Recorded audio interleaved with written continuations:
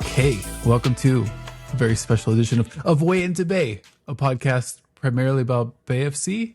I'm your host, Ian Cespedes, and as never, for the very first time ever, we're joined by my co-host on my other show, Into the Channel, Mr. Grant Engle. I mean, you know, as you can see, I'm on my back heels here, but welcome to the show. How you feeling, man?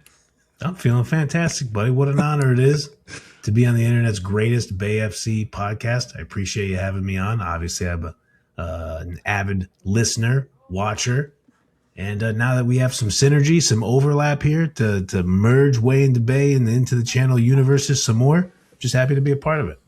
Awesome. All right. Well, let's get to it, Mr. Grant. I don't want to change too much of the format.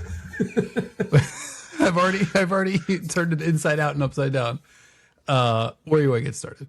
Let's get started with a beverage, my good man. Let's go. Some things shouldn't change. Exactly. Cheers to that. Cheers to you. Cheers to the football. Cheers to the new, I guess it's not as new as it once was, but the new-ish ITC Derby. Yep. The newish ITC Derby. Yeah, I think, these have gone back and forth in terms of direction, but this one was a big one for your side. Seattle, a big win on the road, 3-2. They shot out of a cannon to start. I'm really curious. I kind of want to also give my Seattle Reign takes because it's I don't have the same, and I'm very curious on your Bay FC takes. Kind of who you saw, who stuck out. So maybe let's start there. The first player that you can't help but notice. I mean, let's start with Maddie Darlene. Yeah. I mean, I got a chance to talk to her post game. I mean, she said that this was one of her best performances of her career, not just a goal, not just an assist, but the real takeaway was Bay FC had no one who could defend her. like every time Darlene went at somebody, it was a mismatch, pretty much whoever was in front of her.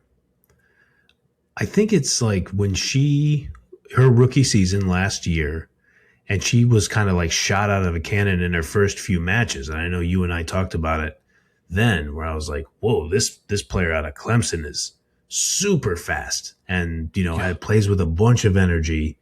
I agreed with her. I obviously watched, you asked him some questions in the press conference, and a fun exercise for me to see you in a press conference asking Laura Harvey, Maddie Darlene, and me official questions.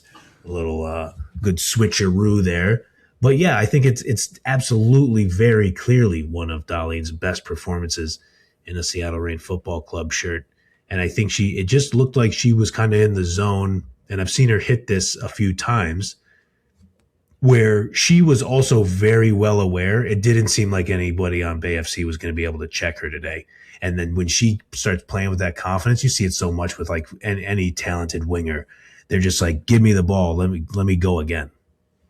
Yeah, I think so. She not just that assist early. Mia Official, great touch. In not the easiest of finishes to kind of knock that one home. That was pretty impressive. But then Darlene, just a few minutes later, catches kind of Sydney Collins. It's not. I'm not really sure whose responsibility it was, but that ends up being the defender that's there, and just.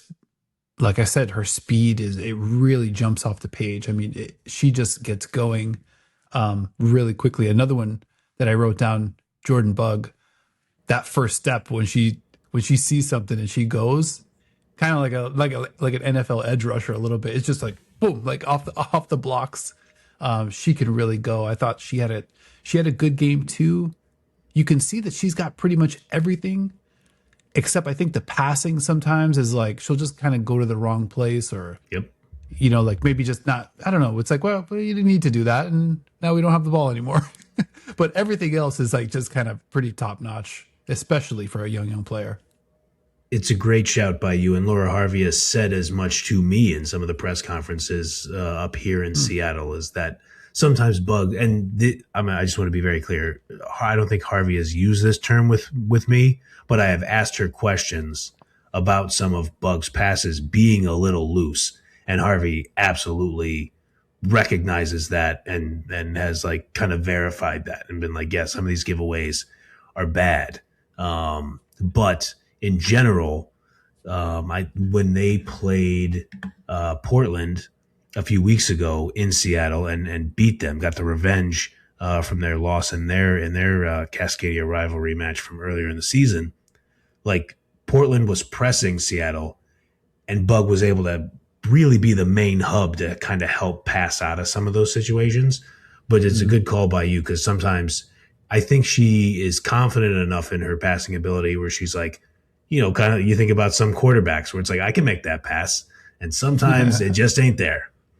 Yeah, and I think it was especially prescient just coming off watching Gotham midweek here and watching Jess Carter, who Sean Harris called out in the post game presser as just being like, yeah, Jess is just unbelievable. Like, she's just, and I think I had it in my notes too. I'm just like, she was just awesome. It just in my notes, I'm like, I don't think she missed a pass. Okay, let's switch to you, Bay FC. Who stuck out? Did you see anything? Did you see anybody? Did you see any combos that struck your fancy? Well, I mean, so obviously Hannah Bebar gets the goal and the assist, and the goal. There's not a goalkeeper in the universe who's saving that. I mean, what a laser, top bins. Come on, buddy.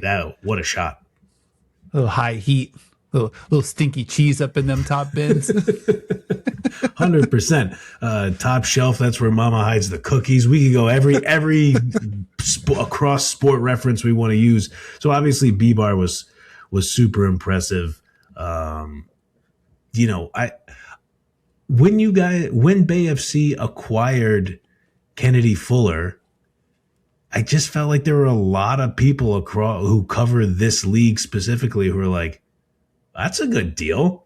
Like, you guys really, like, it would appear that Bay FC is going to win that trade decidedly. Yeah, I think so. I mean, Fuller, she just continues to impress. I mean, she's sort of like, I don't know, like Marlowe season 4 of The Wire. She just kind of shows up and just is now running everything.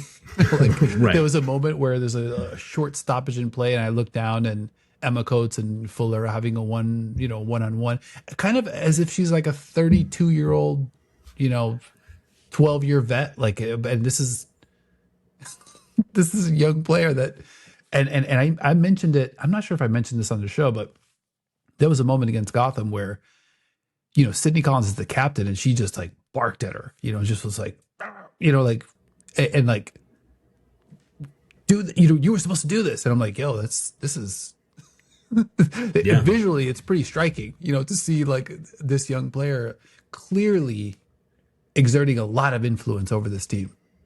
Yeah, and with definitely. Good reason, because she's like putting together performances, that kind of definitely warrant it. You got to imagine in training it's the same. That's the part, is that her teammates don't say, hey, youngster, maybe fall back a little bit, because she's backing it up with her play. And you have two of those players between her and Hutton. And I've described Hutton's game as stylish for about as long as, like, as we've seen her ascent, whether it's, starting at Kansas City Current and with the U.S. women's national team. But she's only able to play with that style because the skill holds up to enable that style. And I know that might be a little trite, but it's just like, now you have Fuller and Hutton and this ability to go from defense to offense and make smart decisions. And, maybe it's a clever back heel now and then, or like, it's like, what do I need to do to get the business done? And I can use that creativity to get it done. And like, with those two players as a cornerstone, and obviously Rachel Kuninaji, she's playing in the Women's Africa Cup of Nations right now, but she's going to come back. I mean, you guys are really cooking with something over there. I want to mention a couple. I mean, I think Alex Pfeiffer, you have to roll into she's that in midfield combo, because there was one moment, I think in the 60s, where the three of them linked up. It was Fuller, Hutton, and Pfeiffer. It was they're coming up on the right-hand side, and I was just like, nothing came of it. I think there was almost a shot that got executed there, but very exciting. Just kind of seeing that happen. And I think Hannah Bebar, today was the best player, on the pitch I think by so. a good margin, absolutely for Bay. And not even goal and assists notwithstanding. Yeah. Like she was dominant. Like when you talk about it, like players with style, and Claire Hutton, what she's able to do is she's able to just basically take advantage of like 360 degrees. Like her footwork, she's able to get it, and she could spin 270 or 310 or whatever, and Yeah. just kind of like spin, and then the ball's gone. Today, that was a little bit not as top level Claire Hutton, I think, as we're used to. I think she was kind of one of those players that I think was hurt from the quick turnaround, 3 matches in 7 or 8 days. But B-Bar is absolutely the straight up workman-like midfielder that is going to call stuff, direct traffic, do the dirty work, and then do some of like the spectacular work too. I think we saw that today, and she kind of like has everything, and it's just kind of a matter of like how consistently can she put this together. But if she's gonna play like this week in, week out, I mean, this is a top tier player, absolutely. Yeah, and Bieber is only 24. So, I mean, I think that's, you want her to be a part of that core for what Emma Coates is building there. And I think, to your point on Hutton, they pointed it out on the broadcast, and I'm curious if you were kind of feeling this from the press box, but, from the Seattle side, Mia Fischel, Darlene, Sally Menti in attacking midfield, and then Maddie Mercado, they were doing a good job of like trying to make sure like that Hutton didn't get too much space to like really style on them and like use that kind of skill. And I felt like that kind of Seattle has leaned into traditionally a defensive team. Any Laura Harvey managed team is going to be a defensive minded team. But it just feels like in these last few weeks, we're talking multiple matches in a row where Seattle has scored at least two goals. We're talking 4 on the spin here with at least 2. They seem to be getting a little more aggressive attacking wise, and I think that may have, I don't know if it probably didn't take Bay by surprise, but it was effective for Seattle. Yeah, Laura Harvey said that they didn't necessarily want to come out fast like that, but it did remind me of the game against Gotham to give a 3rd-minute goal to Midge Purse. Yep. And then the other way, the game prior, remember they gave up the goal to the Dash like at the 90+2 or 90+3. So it's clear like the center parts of the game they've got a good handle on. Maybe the opening and closing they got to kind of work on. But Laura Harvey said that wasn't necessarily a focus. She more pointed out the fact that when teams are going to play a high line against them, they're going to actively try to make them pay, which I think was a very cool point by Harvey. And I think that that's what it is that teams, they probably just started to figure, Seattle is having a hell of a time scoring any goals. They had a long stretch there where they didn't, a long scoreless stretch in the middle of the season. I want to say, it had to reach 4.5, maybe 5.5 matches at one point. And so I think a lot of teams were like, yeah, screw it. Play a high line versus them and press them. They're not a threat to go over the top. And what Harvey had been saying after all those very frustrating matches where they were barely scoring or not scoring at all, I think the quality is in this side and it's going to show itself eventually. We just need to keep working. And I got to tell you, there were people in that media room who were vocally skeptical about that, like whether or not that was going to happen. But, it's important to know that Reign Football Club has a lot of young players too. So like you got to see if they're going to develop. And in any sport, some will and some won't. But it seems like that mix of Darlene, Fischel, Meza, McCammon, had a good match last week. That seems to have some promise. McCammon is really good. I think I agree. Any ball that was through the air into the mixer, she just looked like, the scene in Billy Madison where Adam Sandler's He playing Yeah, like he's the just cooking on the 8 years. kid. He's just twice the size. I mean, McCammon just looked like a freaking giant, and she was always in the right position. Very frustrating. And Sam Meza, definitely the toughest player on the pitch, or put forth the toughest performance today. Was definitely mixing it up in every situation. It got the better of a lot of conflicts, hand to hand, combat in the pitch. Just impressive, and I think on the ball, good decision maker, crisp passer, just great control. I mean, she definitely stuck out for sure. Can So I you guys can I have a throw lot of something good, in? yeah, you guys have a lot of good young players over there as well. Yeah, it bodes well for the future of our podcast that we should have interesting teams to talk about in the future. Something to keep an eye on. And I know I'm not the first person to point this out. Sam Meza, eligible to play for the Mexican national team.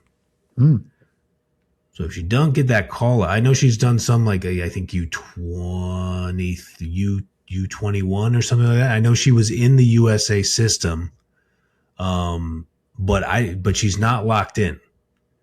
Eligible to play for Mexico. And so if she doesn't start getting call ups, and she's had last year, she was clearly Seattle Reign Football Club's best player throughout the course of the season. I think she's making another case for it again this year. If she doesn't start getting looks with USWNT, I think it bears monitoring that she might end up playing for Mexico. Well, that'd be something. That would be quite the coup for them. Speaking of the national team, you know what I was thinking about too? I think we're getting to the point where Jordan Silkowitz. Let's go. Let's talk about this. At some point, you know what I don't like? I don't like the. All right, where it's like, okay, well, we've got Mandy McGlynn, we've got PTJ, Fountain's Choice, and that third spot's kind of open. Is we got Jane Campbell, we got some names, that have just kind of been floated. I mean, Dickey in this match. Dickey's, for sure in that mix. Silkowitz, you cannot tell me.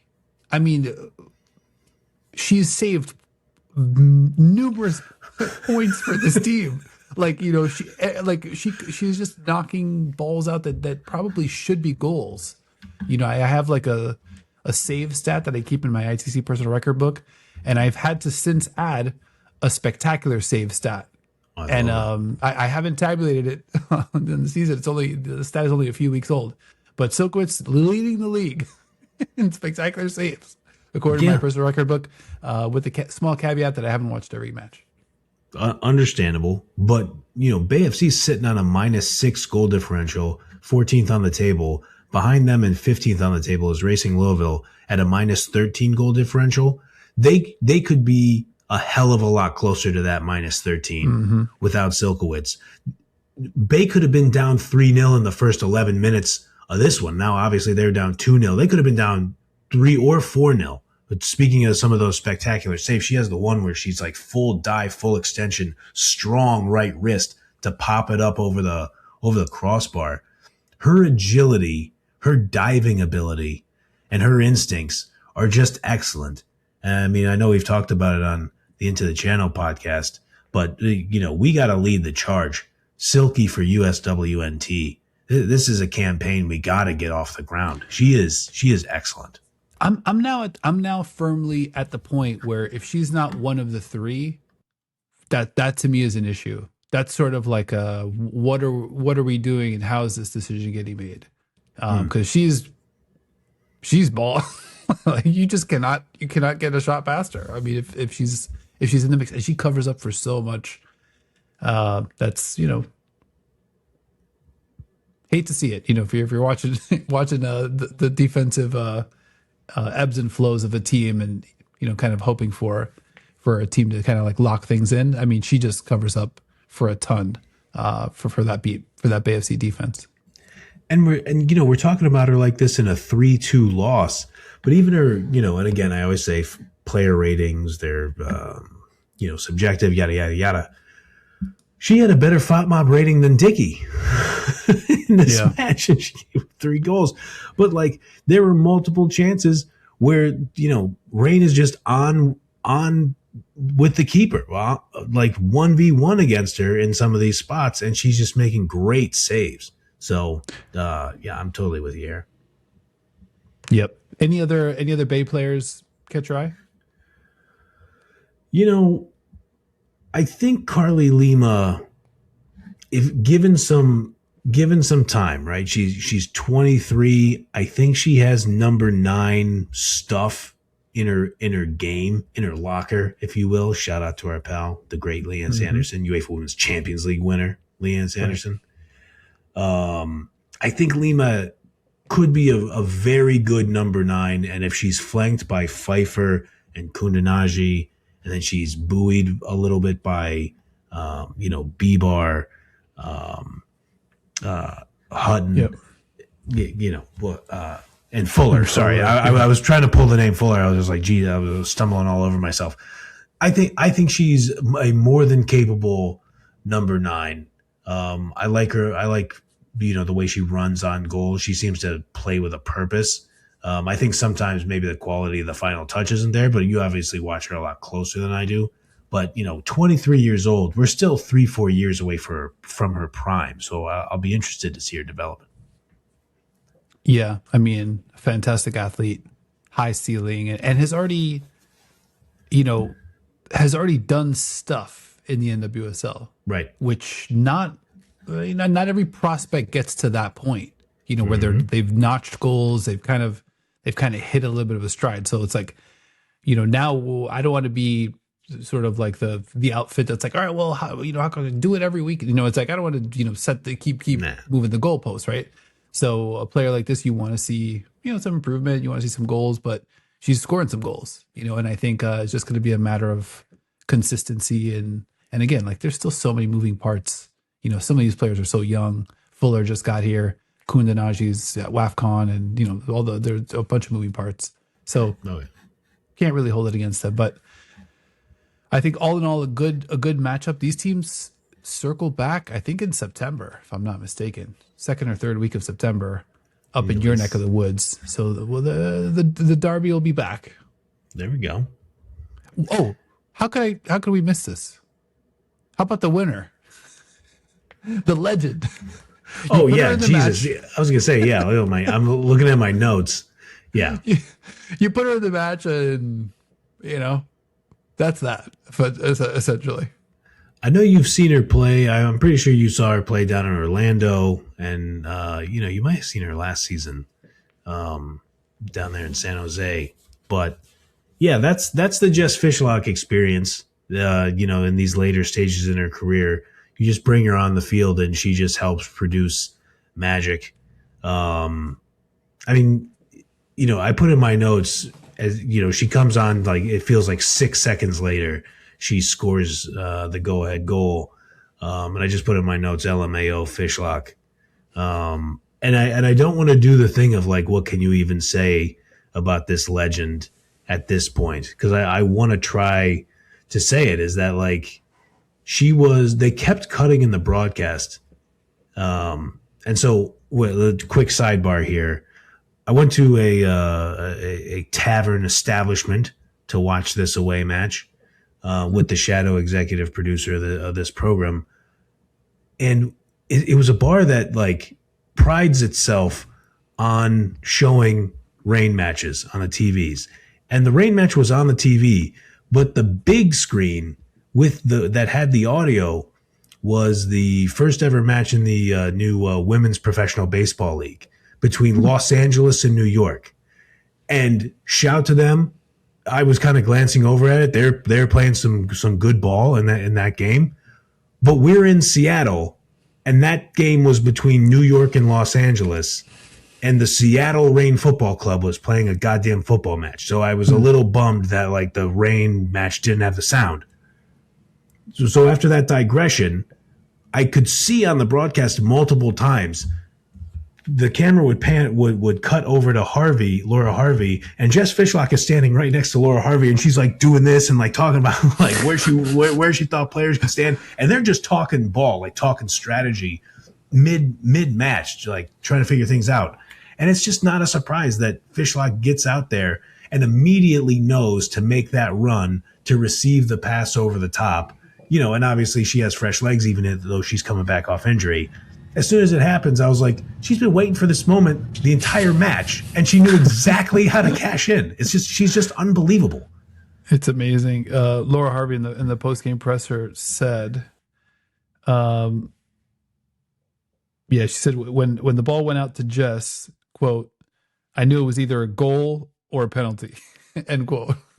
100%. So lock that in. And then later, this was a little troubling, but she did also say that Fishlock maybe took an injury. Did you see anything like that on the... Yeah, I mean, she was in clear discomfort for the last few moments of the match. I mean, she was holding her hamstring and couldn't really move out there. Wow. I missed that part. But yeah, she said, Harvey in the press conference said, if it's the last time we see her for a while, wow, what a way to go out, end quote. So it's like, I was like, oof, that sounded pretty ominous. That does sound ominous. And I can tell you, and I can be accused of sometimes being a bit of a pessimist, but I didn't like the look on Fishlock's face. Like it was a little bit of one of those. It didn't look like it was super catastrophic, but she kind of had a look on her face like, damn, I just got back. I score this great goal, and now something really doesn't feel right. And that's me doing all body language doctor stuff. But I mean, I've been watching sports for a long time, and sometimes when the athlete kind of has that consigned face, it's just like, oh shit, what are they? They know what's happening, and it's not good. Yeah, no, I missed that injury. I think as the match is winding down, everything, I'm jotting down notes and stuff. So I kind of was my eyes were elsewhere. But when I heard that quote, I was like, oh no, that didn't like the tenor of that. Real quick, I said consigned. I meant resigned. Sorry for all my grammarians out there. My apologies. I'm sure they'll forgive you. It's also way in debate. It's not into the channel, so stakes are not quite as high, but they're still pretty high. Damn right. Great derby though, 3-2. God bless the over. Yeah, love the over. I mean, Seattle was on pace to score 18 goals in the first after the first 10 minutes. With B-Bar's goal within the 15, it was on pace to just for what 3. There was one called back too in the exactly. I think the 24th or maybe a little earlier, but yeah, this one could have got out of both hands. 100%, and that was, I mean, it was a good finish by Dorian Bailey, but she was Dickey. Very yeah. Not the best look. Bad mistake. Yeah, thank you for that, because it was Bailey's effort that I liked to kind of like get out of the tackle and then at least put it on frame. But yeah, right through the hands of Dickey, and so she got saved by the offside call there. And you had mentioned Fuller. Fuller was the player of that. She was the creator on that one. Just dominant, one-on-one, goes from a nowhere position on the pitch to like right centrally through the box, gets the look, and then that's what gives Bailey the chance. And Emma Coates in the post-game presser. We'll go to some sound here before we get out and wrap the episode fully. But Emma Coates in the post-game presser was pretty adamant about, hey, just the not understanding the rules, essentially, not understanding the consistency around how the rules are called. Mm-hmm. And I think she has points. She made some great points. Something that definitely has to be examined a little bit further. But Bay FC has been on the short end of probably a handful of 6 this season. And then it's one of those things where I saw it today in the match. B-Bar and the head referee got into it in a pretty extensive way. And then it just bleeds over into, on a 50-50, the ref's going to just go the other way, unless it's egregious, like you're just going to get 20 or 30% less calls. So the frustration definitely just compounds and then they're humans, and it just kind of just gets worse and worse, and it's happened a few times this season to Bay specifically, and Emma Coates did call it out. I don't blame her. I mean, because that offside call, the defender was going to play the ball. So like you ask, like was that kind of, does that reset the play? They talked a little bit about. I came home and watched the replay so I could hear some of the sound on some of the highlights for some of the plays. But yeah, I think Bay was kind of on the short end of one of those calls versus Gotham in one of the recent matches. And so, yeah, I think Coates, that's got to be frustrating as a coach. And you and I live by the don't complain about the refs stuff. But it's also part of the game. I think why you and I always say, like, don't blame the refs for individual wins and losses is because we know it's like baked in to what's going to happen. So if you feel like it just it's just continuously happening to you, you're like, well, this isn't just one game. This is, we're talking about over the course of the season. You're really altering some results. Yeah, no doubt. And I think, still a solid performance. I will say that, I do wish that there was, and to Coates' credit, she did kind of come out and say, got way out ahead of it and be like, yeah, we started pretty slow. And again, we got beat, out of the gate. But I do wonder what things are like behind closed doors. Cause I think, with the media, Coates holds like a pretty steady, oh, we're good. We're not gonna, but you lose 3 in a row and like, you kind of just want to make sure that, things are where you want them to be, right? Yeah. Like you don't want to be too, sort of like not necessarily complacent, but too rigid in terms of, okay, we know what we need to be doing. And the other thing too, we've talked about this on the show. Emma Coates talks about how the team's getting better, and when I'm at the presser, I'm thinking to myself, it's not about getting better, because like everybody's getting better. Like it's just the nature of preseason form to midseason form to postseason form, right? So yeah, you got to get better. You got to get more better than the other betters. People are getting better, right? So, and I think that's where this team is. They are getting better, but teams are getting results against them, on the road, at home, and it's like, I don't want to say it's not enough to get better, but it is not enough to get better. You have to also kind of like bring a return. Yeah, I mean, eventually ownership is going to look and say, okay, well, where are the results? Where are the points here? And when you're 14th on the table, it's hard. It doesn't feel like you have a lot to point at. And what I think Bay FC only has 2 home victories so far this season, so that can be a tough look too. Where it's like your home supporters are rarely kind of getting that joy, so it's tough. But like we said though, I think Bay FC has the bones of a really good team. I think Emma Coates has a long enough track record in women's football. And you just listen to her talk about the game and you see the way her players respond. Like, I think she's the right person for the job. I think sometimes football especially, just the sport on its whole, I think sometimes the manager churn is just bonkers sometimes, where it's like, like, I understand the sport is different than other traditional big time sports, but sometimes it's like, I refuse to believe that firing a manager as quickly as some teams do it is actually productive. And in the NWSL, there's no relegation either.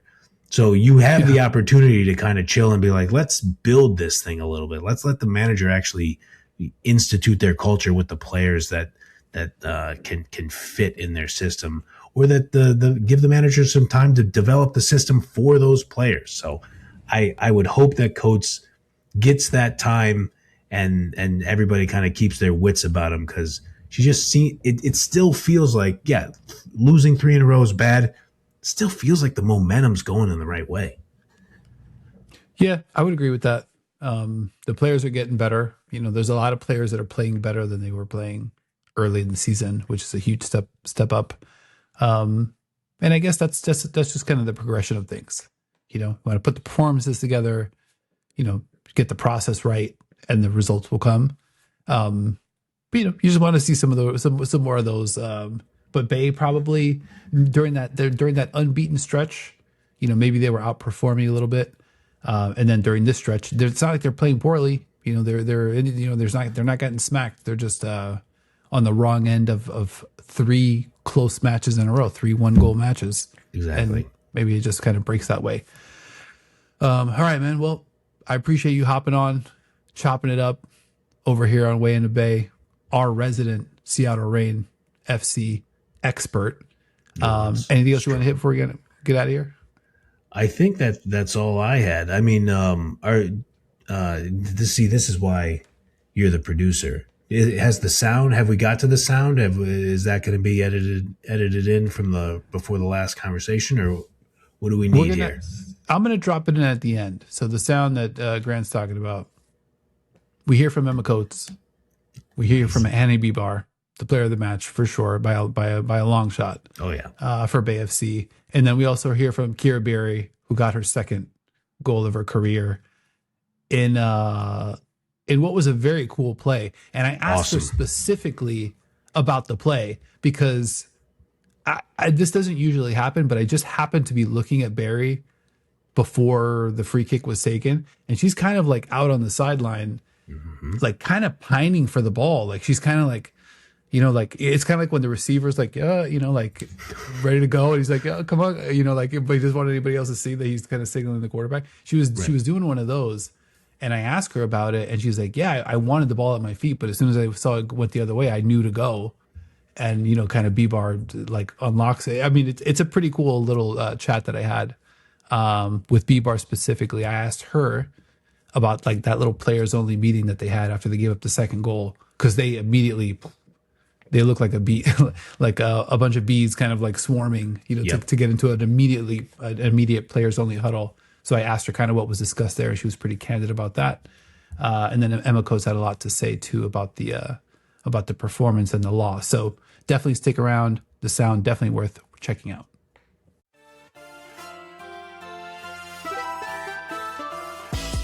Against this into the channel, it did seem like Seattle scored on 3 kind of quick hitters, not a lot of build up.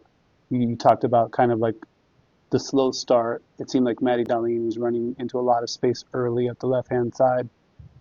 What do you feel like is the recipe for solving that, or coming out and getting to that fast start? Yeah, I think one of the things we knew about them is we knew that they would challenge our back line. We knew that we would expect some direct play, and they've obviously got a couple of different structures that they do that in, right? Whether they tilt the pitch in a back 3 or whether they're in a back 4, and we'd prepared the team. You're not going to stop every long ball every time and every direct play, and we try to make play a little bit predictable and be prepared to defend it. Ideally, we'd stop it and stop the service, and I'm not sure we quite got that right in the first half. I just like the speed of what we got across, the speed we got pressure on the ball. We identified a couple of their players that we knew were key in terms of their service, and as I say, I thought they, particularly towards the end of the second half, just started to load one side of the pitch and go direct, and that's obviously why we made a couple of the changes just to try and protect us against that. And I feel that they were good decisions and smart decisions that we made to help sort of protect us against that. And then you talk about smart decisions. Hannah Bibar, a goal today, a banger, like as you mentioned, for sure. Also an assist, great ball through on that kind of like set play.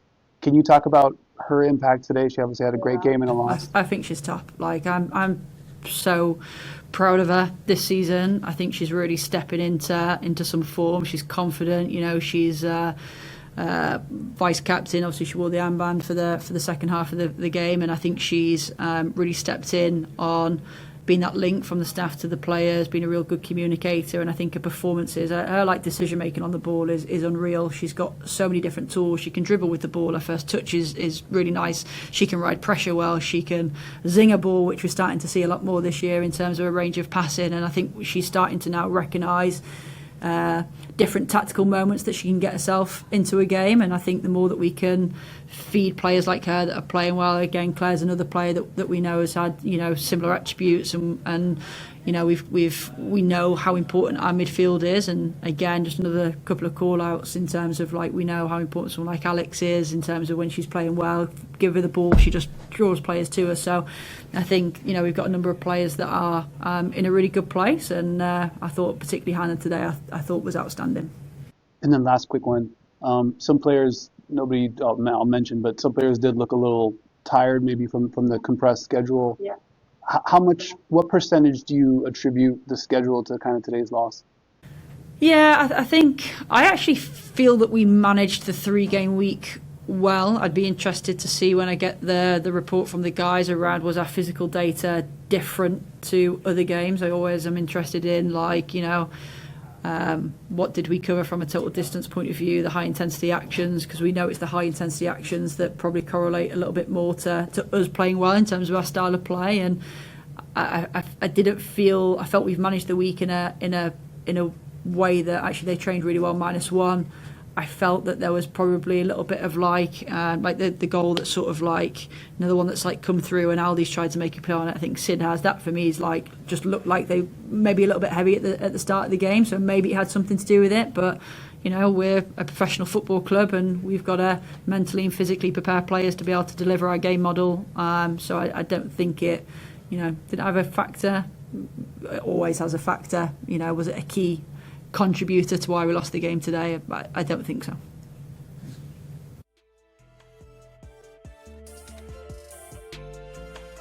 And assess percentage channel. Hannah, how do you reconcile obviously a goal and an assist and control big chunks of the game today? How do you reconcile having a really good personal performance with the team falling short? At the end of the day, the team, our team performance is what is going to win and lose us games, and I think we had some really, really good moments, like I was saying, and we have a lot of talent. We have a lot of new people in the squad this year, and I think what we're working on the most is how can we build that into a full team performance, a full 90 minutes, and I think there's growing pains, with the club in its 3rd year, with the new coaching staff, you're going to get it right and have really high highs, and sometimes you're going to have low lows, and I think props to this group for sticking together, props to this group for always coming in after a game and moving forward with our heads high. So, at the end of the day, we're building something great here, and I think it's going to take time, but we're for sure onto something good. And then you mentioned not being sure about shooting from that distance. I kind of disagree with that. You should just let it fly. But before that goal, what was being said in that team meeting after giving up the second goal? It looked like you guys kind of huddled up immediately. What was the chatter there? Yeah, I think it was a good reset point for us because that first 10 minutes just simply wasn't our standard. And I think, we just looked around at the group and I kept a few words, kept it short, but I was just this isn't our standard, this isn't good enough. Pull someone in, pull your unit in. Who can you tell one person on the field? Can you give them instruction? Can you give them confidence? And I think that really relayed. I think sometimes it's so easy to go inward on yourself in a game. And I think our response after that second goal was, how can we help the person next to us? And in turn, that helps yourself perform. So it was just a reset. It was positive, but I think moments like that are what really helps our team because it puts it in perspective and we really get the most out of each other after those moments. And then, Kara, congrats on the goal. It looked like before the play starts, you're kind of out near the sideline looking a little antsy. Then once it gets going, you kind of calm down a little bit. Once the ball gets played through, you can feel the excitement kind of come up in the building. At what point do you know that you're going to score? To be honest, I wanted it to feet initially. I didn't necessarily know the ball was going to Hannah, but as soon as I seen Hannah pick up the ball, I knew that ball was going into space. And then I seen the keeper was over to one side, so I just thought, why not? She's a goal scorer. Goal scorers just know where to place it, know the movement, and I think it's this quality that's going to take this group further, and we're building on it. We're getting there. And there you have it. Dino DeCespedes, intrepid reporter on the scene in the press conference, always asking good questions, buddy. Every Way in the Bay episode I watch, whether it's your saving Emma Coates from a backdrop falling on her or you're I just forgot about asking, or you're just asking good questions to get good info out of Coates or the players. Good work by you, buddy. It's why I love doing the show with you. I appreciate that, man, and I appreciate you hopping on short notice. A little bit of Derby talk. Didn't get too contentious. I think this is a friendly. These are the friendly confines of the way into Bay. That's right. Yeah, for sure. All right, thank you for watching, listening, checking us out. Make sure you subscribe here on YouTube. It's the only place the show is available for now. So if you're watching it, you're probably on YouTube. So hit that subscribe button, hit the like button, hit the comment button after you've supplied a comment for me or my guy. Let us know what we missed. I'm sure we missed a ton. But all in all, I had a really good time talking Bay FC, Seattle Reign with you, bro. So I appreciate you. Likewise, buddy. Thank you for having me on. Thanks for everybody for tolerating me instead of just Dino and then quotes from the players and managers. I appreciate it. And, we'll be back, like Dino said, for the next derby. And hopefully, I make my way back and we talk some more NWSL, more Bay FC in the future. And so I guess I'll do the outro that I usually do for Into the Channel. Thank you for watching, and we'll see you all next time.